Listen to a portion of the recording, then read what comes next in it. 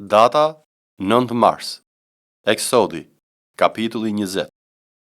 Atëherë Perëndia shqiptoi tërë këto fjalë duke thënë: Unë jam Zoti, Perëndia yt, që të nxorri nga vendi i Egjiptit, nga shtëpia e skllavërisë. Mos ki perëndi të tjera para meje.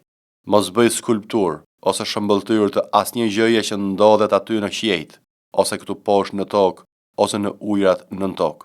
Mos u përkul para tyre dhe as mos u shërbe, sepse unë, Zoti, Perëndia yt, jam një perëndi xheloz që dënon padrejtësinë e etërve mbi fëmijët e tyre deri në brezin e tretë dhe të katërt të atyre që më urrejnë. Dhe unë përdor dashamirësi për mira për ata që më duan dhe që zbatojnë urdhërimet e mia. Mos e përdor emrin e Zotit të Perëndisë tënd kot, sepse Zoti nuk do të lërë të pandëshkuar atë që përdor kot emrin e tij. Mbaj mend ditën e Shabatit për ta shenjtëruar. Puno 6 ditë dhe në ato bëj të gjithë punën tënde. Por dita e 7 është Shabat, e shenjtë për Zotin, Perëndin tënd. Mos bëj në atë ditë asnjë punë, as ti, as biri yt, as bija jote, as shërbëtori yt, as shërbëtoria jote, as kafshët e tua, as i huaj që ndodhet brenda portave të tua. Sepse në 6 ditë Zoti krijoi qiejt dhe tokën, detin dhe gjithçka që është në to. Dhe ditën e 7 ai pushoi. Prandaj Zoti e ka bekuar ditën e Shabatit dhe e ka shenjtëruar atë. Ndero atin tënd dhe nënën tënde, me qëllim që ditët e tua të jenë të gjata mbi tokën që Zoti, Perëndia yt po të jep. Mos vrit, mos shkel besnikrinë bashkëshortore, mos vidh, mos bëj dëshmi të rreme kundër të afërmit tënd, mos dëshiro shtëpinë e të afërmit tënd, mos dëshiro gruan e të afërmit tënd, as shërbëtorin e tij, as shërbëtoren e tij, as lopën e tij, as gomarin e tij, as asgjë tjetër që është e të afërmit tënd. Tani tër populli dëgjonte bubullimat, tingullin e borisë dhe shite shkrebëtimat dhe malin që nxirrte tym. Para kësaj pamje populli dridhej dhe qëndronte larg. Prandaj ata i thanë Mojsiut: Fol ti me ne, dhe ne do të dëgjojmë, por të mos na flas Perëndia që të mos vdesim. Mojsiu i tha popullit: Mos u tremni, sepse Perëndia erdhi që t'ju provojë dhe me qëllim që frika e tij të jetë gjithmonë para jush dhe kështu të mos mëkatoni. Populli pra qëndronte larg, por Mojsiu ju afrua errësirës së dendur ku ndodhej Perëndia. Pastaj Zoti i tha Mojsiut: Do të thuash kështu bijve të Izraelit: Ju vetë pat që kam folur me ju nga qielli. Mos bëni perëndi të tjerë afër meje, mos bëni perëndi për argjendi ose për ari. Do të bësh për mua një altar për dheu dhe mbi të do të ofrosh holokaustet e tua, flitet tua të falënderimit, delet dhe qetet tua. Në çdo vend ku do të bëj që emri im të kujtohet, do të vi tek ti dhe do të bekoj. Dhe në rast se do të ndërtosh për mua një altar me gur, nuk do ta ndërtosh me gur të latuar, sepse duke ngritur mbi to daltën, do t'i ndotësh, dhe nuk do të ngjitesh në altarin tim me anë shkallarash me qëllim që mbi të mos zbulohet lakurishësia jote. Luka, kapitulli 23. Atëherë u ngrit gjithë asambleja dhe e quante Pilati, dhe filluan ta paditin duke thënë: Këtë ne e gjetëm duke çoroditur kombin dhe duke ndaluar të jepeshin taksa Cezarit, duke thënë për veten e tij se është Krishti mbret. Dhe Pilati e pyeti duke thënë: Ti a je mbreti i Judejve? Dhe Jezusi u përgjigj dhe tha: Ti po thua. Pilati u tha atëherë kryepriftrinjve dhe popullit: Unë nuk po gjej asnjë fajt të ky njeri. Por ata ngulnin këmbë duke thënë: Ai po ngre popullin në kryengritje, duke mësuar në mbar Juden që nga Galilea e deri këtu. Dhe Pilati kur dëgjoi se u fol për Galilen, pyeti nëse ai njeri ishte Galileas.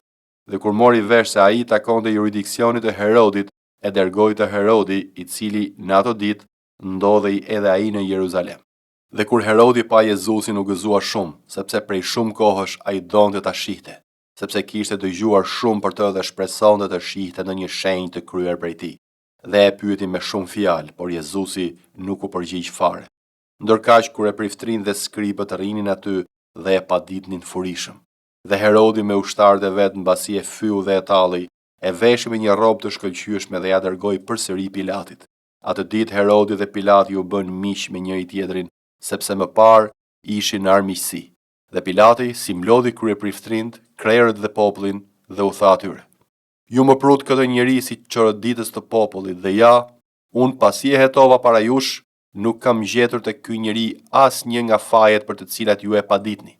Dhe as Herodi, sepse ju dërgova tek ai dhe ja ai s'ka bërë asgjë që meriton vdekjen. Pasi ta ndëshkoj pra, do ta lëshoj. Por me rastin e festës së Pashkës qeveritari duhet të lironte dikë. Por ata, të gjithë një zëri, britën duke thënë: "Hiqe këtë dhe na liro Barabën." Ky ishte hedhur në burg për një trazir të bërë në qytet dhe për vrasje. Prandaj Pilati, duke dashur të lëshojë Jezusin, u foli përsëri. Por ata bërtitnin duke thënë: "Kryqëzoje, kryqëzoje." Për të tretën herë ai u tha atyre: "Po ç'të keqe ka bërë ky? Unë nuk gjeta në të asnjë faj që të meritoj vdekjen. Prandaj pasi ta ndërshkoj do ta lëshoj." Por ata ngulnin këmbë me britma të mëdha duke kërkuar që të kryqëzohej. Dhe britmat e tyre dhe të krypriftrinjve u bën bisunduese. Dhe Pilati vendosi që të bëhej kërkesa e tyre, dhe u lëshoi atë që ishte burgosur për trazir dhe vrasje, të cilin e kërkonin, por Jezusin ja dorëzoi vullnetit të tyre. Por ndërsa po e çonin, kapën një far Simoni nga Kirena, që po vinte nga fusha, ja vun kryqin që ta mbarte pas Jezusit, dhe ndiqte një turmë e madhe populli dhe grash që i binin krahërorit dhe vajtonin për të.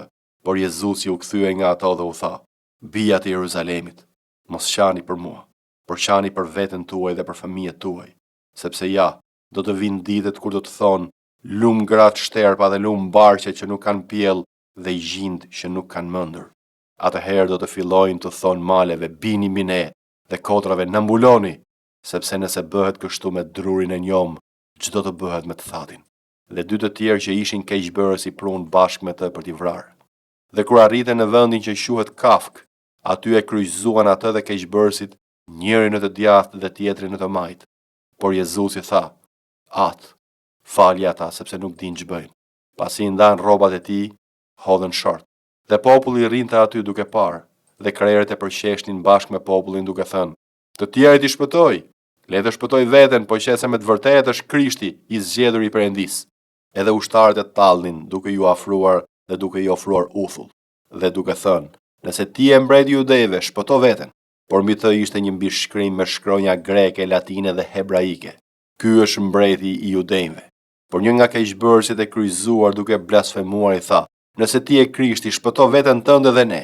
Por ai tjetri, duke u përgjigjur, e qortoi duke i thënë: "A s'ke frikë nga Perëndia që je në të njëjtin dënim? Dhe vërtet ne me të drejtë jemi dënuar, sepse po marrim dëshkimin e merituar për ato që kemi kryer, ndërsa ky nuk ka bërë asnjë të keqe." Dhe i thoshte Jezusit: "Zot, kujtohu për mua kur të vish në mbretërinë tënde."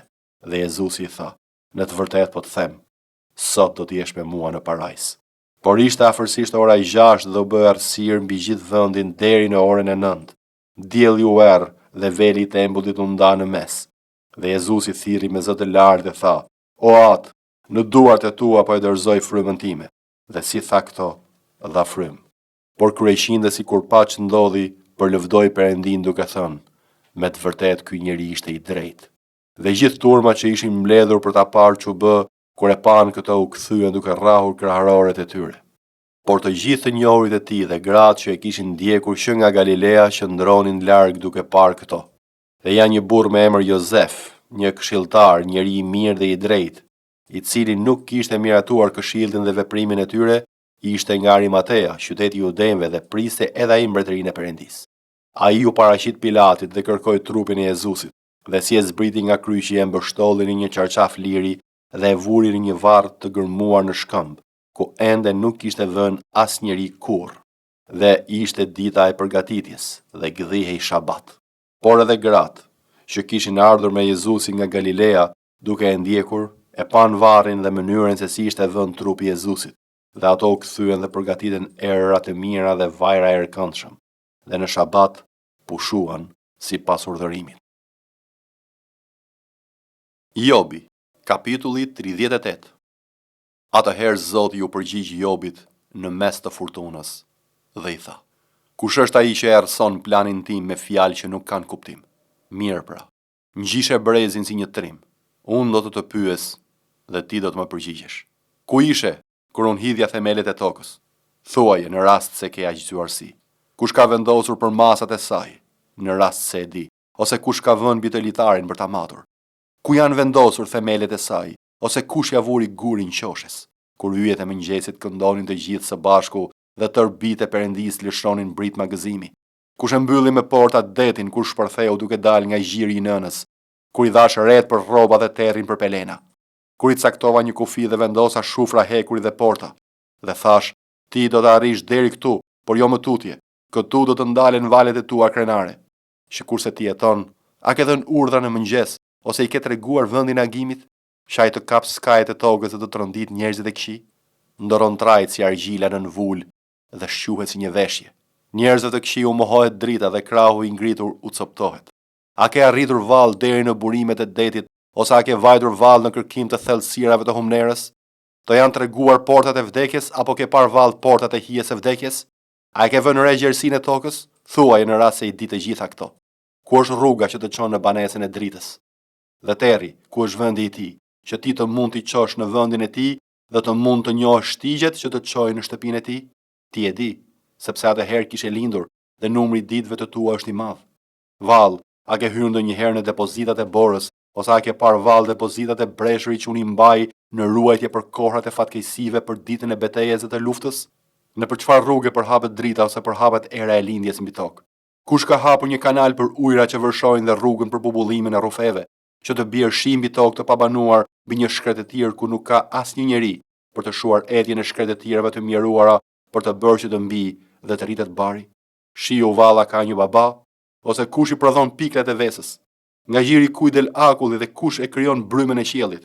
Ujërat ngurtësohen si guri dhe sipërfaqja e humnerës ngrin. A mund t'i bashkosh ti lidhjet e plejadave apo të zgjidhësh vargjet e Orionit? A i bën ti të duken yllësit në kohën e tyre, apo e drejton ti arushën e madhe me të vegjlit e saj? A i njeh ti ligjet e qiellit, ose a mund të vendosësh ti sundimin e tyre mbi tokë? A mund ta çosh zërin tënd deri tek kret me qëllim që të mbulohesh nga shiu i bollshëm? Mos i e ti ai që hedh rrofet atje ku duhet të shkojnë duke thënë ja ku jam? Kush e ka vënë diturinë në mendje? Ose kush i ka dhënë gjykim zemrës? Kush numëron ret me anë të diturisë dhe kush derdh shakujt e qiellit kur pluri shkrihet në një masë dhe plisat bashkohen midis tyre? A mund ta gjuash ti gjahun për luaneshën apo të ngopësh të vegjlit e uritur të luanit kur struken në strofkat e tyre apo rrin në prit në strufkën e tyre? Kush i siguron korbit ushqimin e tij kur zogjtë e tij i tharrasin perëndisë dhe enden pa ushqim? 2 Korintasve, kapitulli 8. Por ju bëjmë të ditur, o vëllezër, hirin e Perëndisë që u është dhënë kishave të Maqedonisë, se në mes shumë sprovash, shtrëngimi, mbushollia e gëzimit të tyre dhe varfëria e tyre e thellë, u ka përderdhën në pasuritë e dorëgjersisë së tyre, sepse sipas mundësive të tyre, e dëshmoj këtë, edhe tej mundësive të tyre dhanë vullnetarisht, dhe na u lutën pa na u ndar, ta pranojmë dhuratën dhe pjesëmarrjen në ofertën për shenjtorët. Dhe jo vetëm vepruan ashtu si shpresonim, por ja dhanë veten më përpara Perëndisë dhe pastaj neve nëpërmjet vullnetit të Perëndisë. Kështu ne e këshilluam Titin që ashtu si e nisi këtë vepër të hirit midis jush, ashtu edhe ta përfundoj. Por sikurse jeni të pasur në gjithçka, në besim e fjalë, dituri, në çdo kujdes dhe në dashurinë tuaj ndaj nesh, ashtu të ka përdredhni edhe në këtë vepër të hirit. Këtë nuk e them si urdhër, por që me anë të zellit të tjerëve të vënë në sprovë sinqeritetin e dashurisë suaj, sepse ju e njihni hirin e Zotit tonë Jezu Krisht, që duke qenë i pasur, u bëi varfër për ju, që ju të bëni të pasur me anë të varfërisë së tij. Lidhur me këtë po ju jap një mendim, sepse kjo është e dobishme për ju, që filluat që vjet, jo vetëm ta bëni, por edhe ta dëshironi. Por tani përfundojeni edhe bërjen që ashtu si qe gatishmëria për të dëshiruar, kështu të jetë edhe përfundimi sipas mundësive që keni. Sepse nëse është gatishmëria për të dhënë, ai është i mirëpritur sipas asaj që ka dhe jo sipas asaj që nuk ka. Por jo që të lehtësohen të tjerë dhe ju të shtrëngoheni, por të ndiqet vetëm një kriter barazimi, që tani mbushullia juaj të plotësojë nevojat e tyre, kështu që edhe mbushullia e tyre të plotësojë nevojat tuaja, që të ketë barazi, sikurse është shkruar: ai që mblodhi shumë nuk kishte tepër, dhe ai që mblodhi pak nuk kishte mangut. Le ta falenderojmë Perëndin, që i shtiu në zemër Titit pa të kujdes për ju, sepse ai jo vetëm që e pranoi këshillën tonë, por edhe u nis për te ju me dëshirën e tij dhe me shumë zell. Edhe bashkë me të dërguam edhe vëllan, lëvdimi të cilit për predikimin e ungjillit u përhap në të gjitha kishat.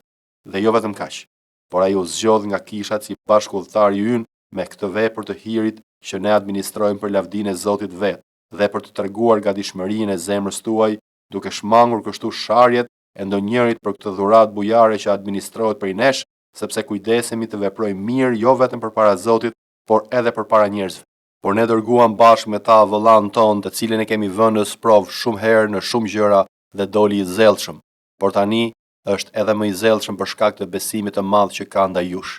Sa për Titin, ai është shoku im dhe bashkëpunëtor për ju. Edhe sa për vëllezërit tanë, ata janë apostuj të kishave, lavdi e Krishtit. Tregoni atëherë para tyre dhe për para kishave provën e dashurisë suaj dhe mburrjen tonë për ju.